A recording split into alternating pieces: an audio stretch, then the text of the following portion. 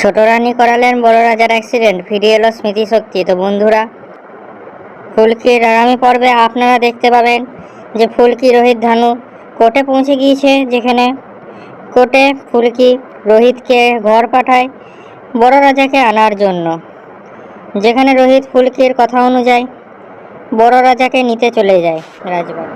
রোহিত যখন কোর্ট থেকে বেরোয় তখন ছোট রানী আর ইন্দ্রর মধ্যে চোকাচোকিতেই যেন কোনো কথা হয়ে যায়।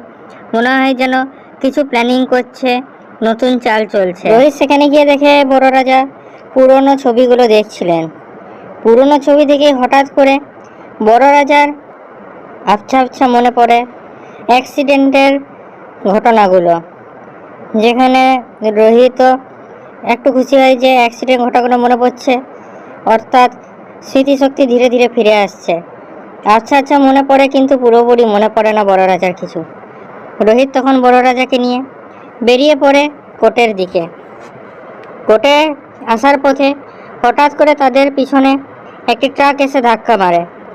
রোহিত যেমন তেমন করে বাঁচার চেষ্টা করে এবং তাদের গাড়ি একটি গাছে গিয়ে ধাক্কা মারে, যেখানে রোহিত আর বড় রাজা দুজনেই জ্ঞান হারায়। ট্রাকওয়ালা ভাবে যে ওরা দুজন মরে গিয়েছে।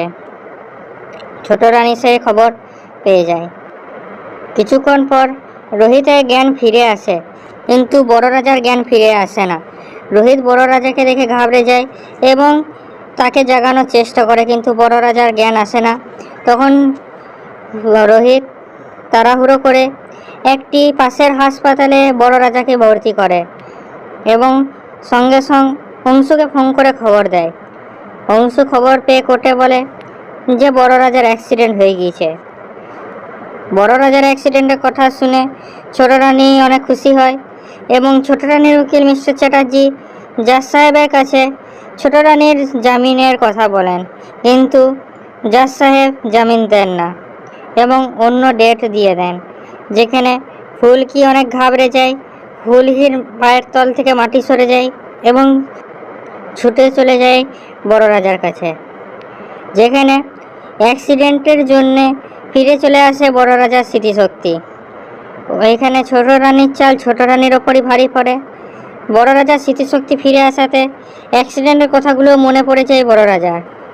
পরের ডেটে ছোট রানী যেখানে ভেবেছিলেন যে বড় রাজার মৃত্যু হয়ে যাবে, কিন্তু উল্টো হয়ে যায় এবং স্মৃতিশক্তি ফিরে আসাতে পরের দিন কোর্টে গিয়ে বড় রাজার নিজের গবাই দিয়ে ছোট রানীর সব পর্দা ফাঁস করে দেন এবং ফেঁসে যায় ছোট রানী। তো বন্ধুরা, কি লাগছে? ছোট রানী কি জেল থেকে বেরোতে পারবেন? আবার কোনো নতুন চাল চলবে? বলুন আমাদের কমেন্টে। আমাদের ভিডিওটা লাইক করুন, আমাদের চ্যানেলটা সাবস্ক্রাইব করুন এরকম আরও আপডেটসের জন্য।